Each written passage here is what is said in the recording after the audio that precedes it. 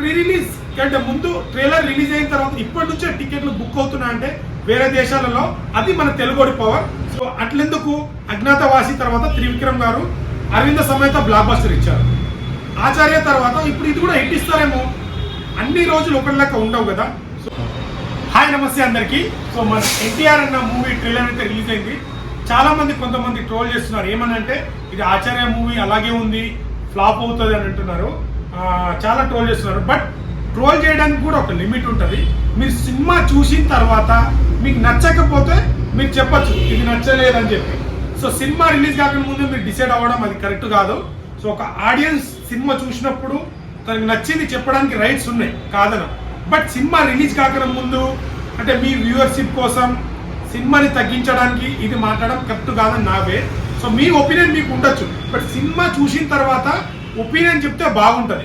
So అట్లెందుకు Agnyaathavaasi తర్వాత త్రివిక్రమ్ గారు Aravinda Sametha block buster ఇచ్చారు. ఆచార్య తర్వాత ఇప్పుడు ఇది కూడా హిట్ ఇస్తారేమో.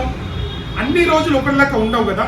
సో సినిమా ఏదేమైనా అనిరుద్దీన్ మ్యూజిక్ అండ్ ఎన్టీఆర్ అనే యాక్షన్ సీన్స్ ఎలివేషన్లు పడ్డాయనుకోండి, ఖచ్చితంగా హిట్ అవుతుంది. ఇంకోటి జైలర్ మూవీలో కూడా అనిరుద్దీన్ మ్యూజిక్ తోనే సినిమా లేపింది. సో ఈ సినిమాలో కూడా ఛాన్సెస్ ఉన్నాయి.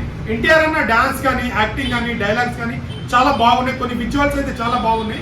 సో మనం సినిమా చూడకుండా ఇలా చెప్పడం అనేది కరెక్ట్ కాదు. అది మీరు సినిమా చూసిన తర్వాత మాట్లాడిన దాన్ని నేను కూడా ఖండిస్తాను. బట్ సినిమా రిలీజ్ కాకుండా ముందు ఇలా మాట్లాడి ఏదేమైనా ఎన్టీఆర్ అన్నా కూడా పాన్ ఇండియా రేంజ్లో దేవర మూవీ ఎంత ఇంపాక్ట్ చూపిస్తుంది అనేది December 7 చూపిస్తుంది. మన తెలుగు సినిమా పాన్ ఇండియా రేంజ్లో ఒక సినిమా ప్రీ రిలీజ్ కంటే ముందు ట్రైలర్ రిలీజ్ అయిన తర్వాత ఇప్పటి నుంచే టికెట్లు బుక్ అవుతున్నాయంటే వేరే దేశాలలో, అది మన తెలుగుడి పవర్. సో ఎన్టీఆర్ అన్న స్టామినా అయిందనేది 27 నాడు ఎవరైతే ట్రోల్ చేస్తారో వాళ్ళందరికీ జవాబు ఇస్తారని కోరుకుంటున్నా.